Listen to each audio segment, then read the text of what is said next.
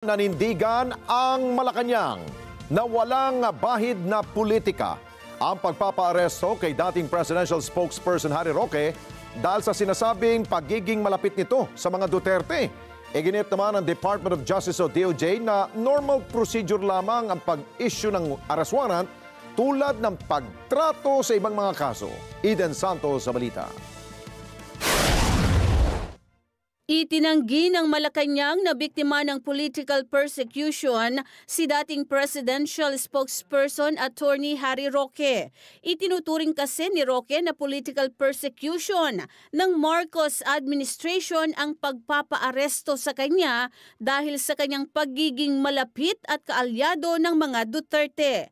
Sa press briefing sa Malacanang ay sinabi ni Presidential Communications Office Undersecretary Claire Castro na ito ang naratibo at depensa ni Roque sa harap ng inisyong warrant of arrest ng isang local court dahil sa kasong qualified human trafficking na isinampa ng Department of Justice kaugnay ng umano'y pagkakasangkot nito sa iligal na operasyon ng Pogo sa Porac, Pampanga.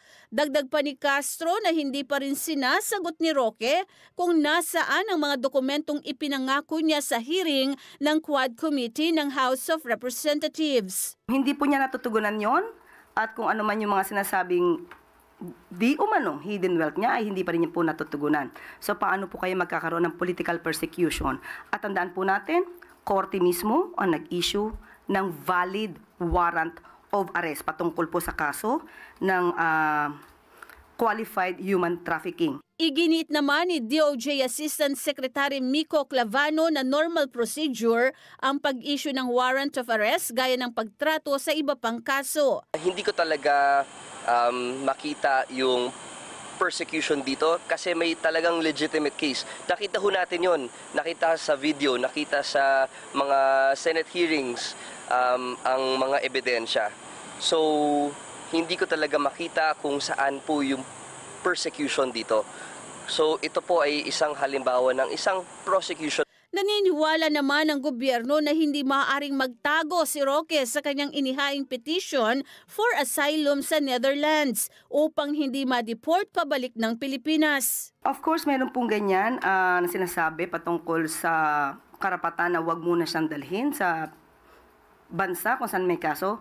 Pero ito po ay kung may maipapakita pong harassment.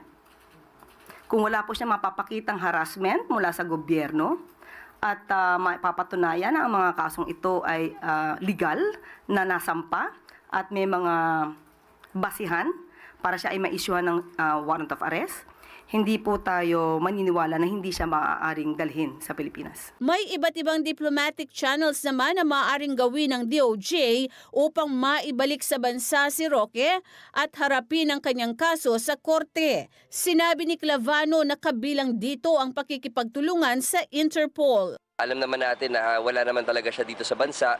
Again, we will have to go through diplomatic channels. At marami po yan na diplomatic channels available sa atin. Pwede po na direkta tayo makipag-usap sa gobyerno kung saan ang accused. Pwede rin po tayo dumaan sa iba't ibang international organization. Kasama na din po dyan ang Interpol. So these are the remedies available to a country who is looking for an accused who is no longer here in the Philippines.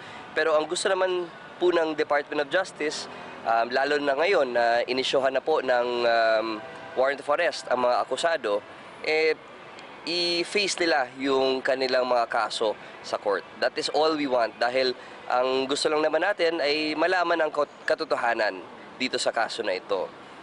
Tayo po ay nag-issue ng resolution dito sa prosecution office, pero ang nag-issue po ng warrant of arrest ay ang korte na mismo. So, tayo ay isang party na lang lamang po doon sa court.